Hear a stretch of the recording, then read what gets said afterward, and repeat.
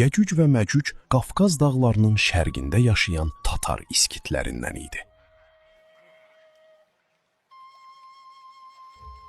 İsrailli tarixçi Josefusa görə Yecüc və Məcüc iskitlər idi və torpaqları Qara dənizin şimalı və şərqinə qədər yayılmışdı. İrəliləmək üçün əllərindən gələn bütün dağıntıları törədirdilər. Tövrat və İncildə Yecüc və Məcücdən Qoq və Maqoq olaraq bəhs edilir. Bu mövzuda İncildə keçən ifadədə belə deyilir.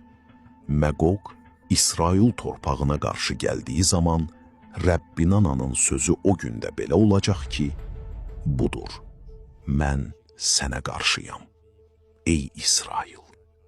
Uzaqdan üzərinizə bir millət gətirəcəyəm. O, güclü bir millətdir, qədim bir millətdir. Sən onun dilini bilməzsən və nə dediklərini anlamazsan. Etibar etdiyin divarlı şəhərləri vurub dağıdacaqlar. Yecüc və Məcüc qövmü islah olmayan bir toplumdur.